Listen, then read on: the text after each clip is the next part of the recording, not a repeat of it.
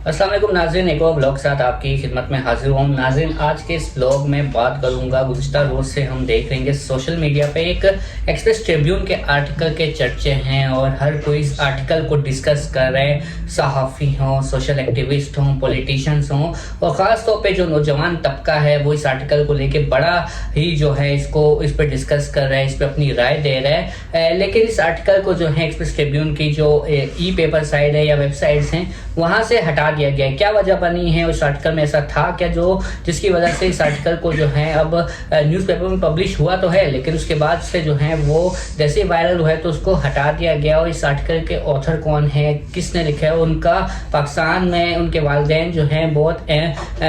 जानी मानी शख्सियत हैं जिन्होंने ये आर्टिकल लिखा है। सबसे पहले इस आर्टिकल के ऑथर का नाम बताता चलूँ, ज़ोरैन निज़ामी नाम है, जो इस वक्त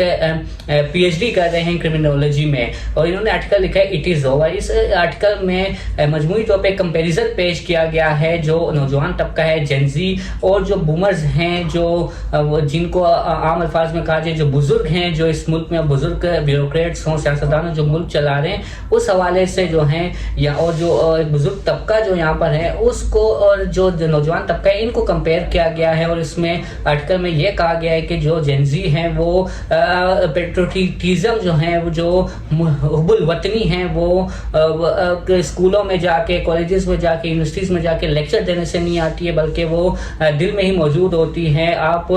जो जेनजीज हैं उनको किसी भी तरह उन पर जो है अपनी राय नहीं थोप सकते हैं। वो खुद अब समझ रही हैं, खुद अपनी राय का इजहार कर रहे हैं, उनके पास टूल्स हैं, उनके पास सोशल मीडिया है और वो मेन स्ट्रीम मीडिया को जो है एक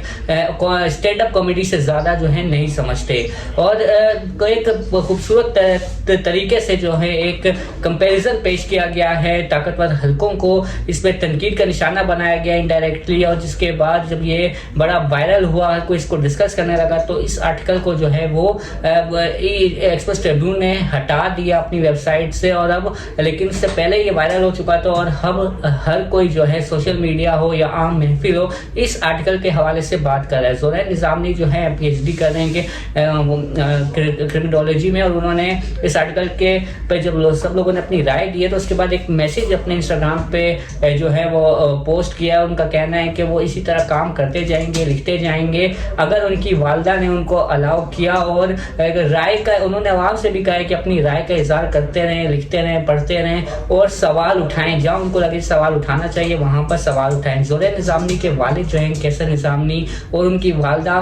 फजीला कैसर जो है वो दोनों पाकिस्तान की एक मशहूर एक शोबिस इंडस्ट्री से उनका ताल्लुक है और पाकिस्तान की एक मशहूर शोबिस इंडस्ट्री से ताल्लुक रखने वाली जोड़ी हैं और मुख्तलिफ ड्रामों में इन्होंने काम किया है। और इंस्टाग्राम जो ज़ोरैन निज़ामी का इंस्टाग्राम अकाउंट है वहाँ पर उनकी वालदा और वालिद के साथ जो है पिक्चर्स भी हैं और काफ़ी अप्रिशिएट भी कर रहे हैं लोग उन्हें अपने उनके सोशल मीडिया अकाउंट्स पे, लिंक्डइन अकाउंट्स पे। उनका ये कहना है कि वो